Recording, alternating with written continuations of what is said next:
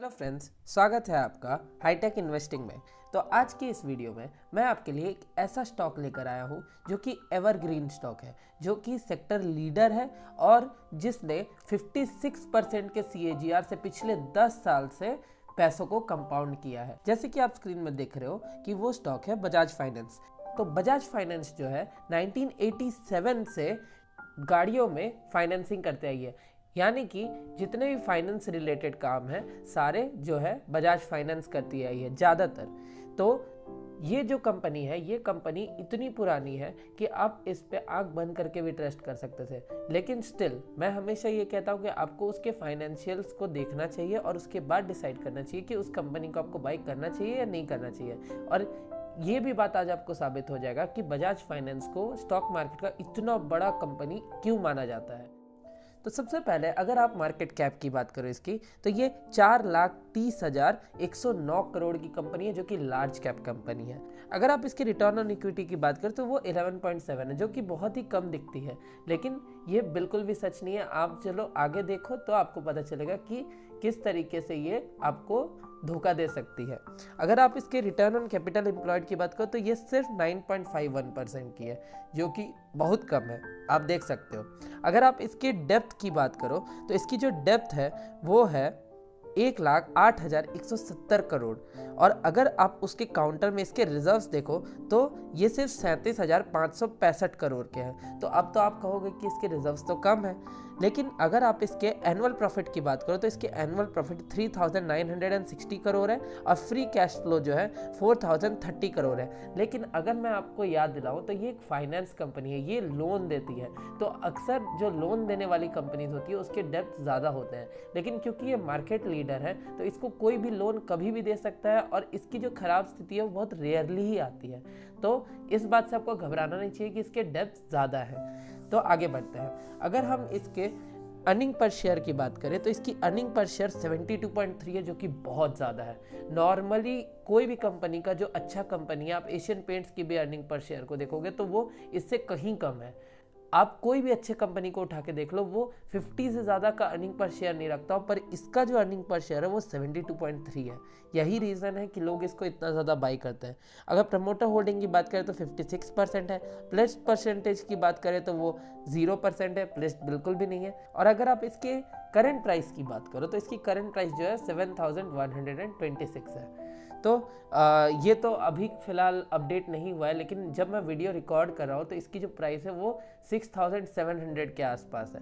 तो वो मैं आपको बताऊँगा। तो अगर आप इसकी प्रोज की बात करो तो इसकी जो प्रोज दिखा रही है यहाँ पर, तो उसकी जो मीडियन सेल्स ग्रोथ है वो 35.35% से ग्रो हुई लास्ट 10 ईयर्स में। और कॉन्स की बात करें तो इसके कॉन्स में आपको दो दिखाई देगा कि इसकी बुक वैल्यू से ये 11.41 टाइम्स ट्रेड कर रहा है, और दूसरा है इसकी कवरेज रेशियो जो है वो बहुत कम है, जो कि कॉन्स बहुत ही कम आप मान सकते हो। इसकी सबसे बड़ी जो प्रोज है वो मैं आपको आगे बताते चलूँगा।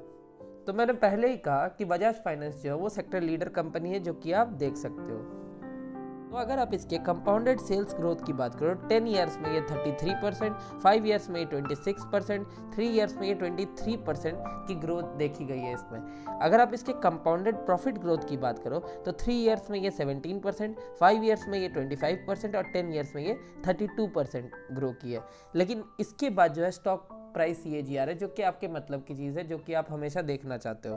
तो 1 ईयर में इसकी जो ग्रोथ है वो 48% की रही है, 3 ईयर्स में ये 43% की रही है, 5 ईयर्स में ये 52% की रही है, और 10 ईयर्स में इसका CAGR 61% का रहा है, जो कि मैं थोड़ा सा कम ही बता रहा था। हालांकि प्राइस इसकी घटी है तो CAGR भी थोड़ा घटा ही होगा। रिटर्न ऑन इक्विटी की अगर बात करें तो लास्ट ईयर ये 12%, 3 ईयर्स में ये 16%, 5 ईयर्स में ये 17% और 10 ईयर में ये 18% रहा है। तो आप देख सकते हो कि इसमें इसकी परफॉर्मेंस कितनी ज़्यादा अच्छी है। अब हम इसके इन्वेस्टमेंट चेकलिस्ट की तरफ चलते हैं। तो अगर आप इसके इन्वेस्टमेंट चेकलिस्ट की बात करो तो इसकी जो इन्वेस्टमेंट चेकलिस्ट है, इसमें इंट्रिंसिक वैल्यू में ये इंट्रिंसिक वैल्यू से ज़्यादा में ट्रेड करी, ऑब्वियस सा बात है, बजाज फाइनेंस है और इतना CAGR अगर उसका है तो ऑब्वियसली इंट्रिंसिक वैल्यू से ज़्यादा में ट्रेड कर रही होगी। रिटर्न्स देखो तो FD रेट से कहीं ज़्यादा है, जो 10 साल में आपको 61% की CAGR दे रही है, उसका रिटर्न्स जो है वो FD रेट से हमेशा ज़्यादा ही रहेगा। अगर आप डिविडेंड्स की बात करो, थोड़ी सी कम डिविडेंड देती है, लेकिन डिविडेंड जो होता है वो प्राइस के बेसिस में होता है। अगर 1% का कोई डिविडेंड दे रहा है तो वो उसके प्राइस का 1% होता है, तो आपको उतना सोचना नहीं चाहिए। अगर आप एंट्री पॉइंट की बात करो तो देख लीजिए, आप इंट्रिंसिक वैल्यू से ज़्यादा में है, लेकिन फिर भी इसकी जो एंट्री पॉइंट है वो सही है और ओवरबॉट जोन में ये नहीं है। अगर आप इसके रेड फ्लैग्स की बात करो तो रेड फ्लैग्स इसमें नहीं है, ASM GSM लिस्ट की ये बाहर है। तो अगर आप इसके फाइनेंशियल ट्रेंड्स की बात करो तो फाइनेंशियल ट्रेंड्स में आप देख सकते हो 2018 में इसका जो रेवेन्यू था वो 12.76 थाउजेंड करोड़ था और इसका जो प्रॉफिट था वो 2.50 थाउजेंड करोड़ था। 2019 में ये 18.50 थाउजेंड करोड़ का था और प्रॉफिट जो है इसका 3.99 थाउजेंड करोड़ का था। 2020 में इसका प्रॉफिट जो है वो 5.26 थाउजेंड करोड़ हो गया बढ़ के, और रेवेन्यू भी बढ़ के 26.39 थाउजेंड करोड़ हो गया। 2021 में इसका जो रेवेन्यू है वो वापस से बढ़ा, वो 26.68 थाउजेंड करोड़ का हुआ और प्रॉफिट हल्का सा घट के 4.42 थाउजेंड करोड़ का रह गया। लेकिन एक चीज़ मैं आपको बता दूं, बजाज फाइनेंस अभी जिस रेट पे मिल रहा है उस रेट पर ये वापस से मिलेगा या नहीं कोई भी गारंटी नहीं ले सकता, क्योंकि ये बहुत सस्ते में मिल रहा है एज़ कम्पेयर टू कि वो कितना प्राइस में था। एक टाइम इसने हाई बना दिया था 8050 का, मतलब 8050 का इसने हाई बना दिया था। तो अब जो है मैं इसके प्राइस की तरफ चलता हूँ। तो आप अगर बजाज फाइनेंस की 1 ईयर की रिटर्न देखो तो वो 41% की है। अगर आप इसके 5 ईयर की रिटर्न्स देखो तो इसके 5 ईयर की रिटर्न 674% है।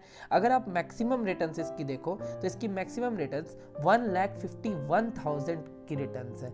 अगर आप इस पे SIP किए होते तो पिछले 5 साल में आपकी जो रिटर्न होती वो 6,000 की 17,236 रुपीज़ होती। जस्ट इमेजिन, आपने सिर्फ एक 100 रुपये आपने एक महीना में लगाया है।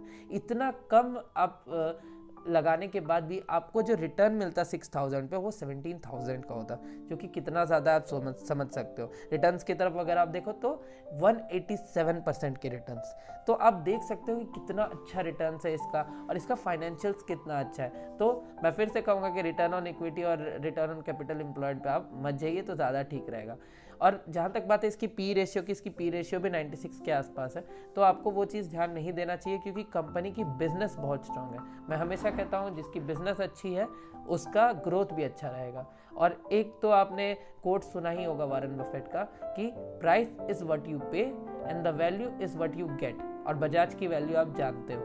तो एट लास्ट मैं यही कहना चाहूँगा कि अगर आपको कोई भी स्टॉक बाय करना हो तो आपको जो है खुद का एनालिसिस करना चाहिए। और ये जो मैं आपके लिए वीडियो बना रहा हूँ ये कोई स्टॉक टिप नहीं है, तो मेरी सुन के आप सिर्फ मेरी ही सुन के बाई मत करिए। आपको खुद एनालाइज करना चाहिए और आपको खुद समझना चाहिए कि कंपनी किस तरीके से परफॉर्म कर रही है। तो अगर आपको मेरा वीडियो अच्छा लगता है तो मेरे वीडियो को लाइक करें, इस पर कमेंट करें, इसको शेयर करें और मेरे चैनल को सब्सक्राइब करें। और हाँ, बेल आइकन को दबाना बिल्कुल भी ना भूलें ताकि जब भी मैं वीडियो अपलोड करूँ तो सबसे पहले ये आपको रिसीव हो जाए। तो मिलते हैं आपसे नेक्स्ट वीडियो में।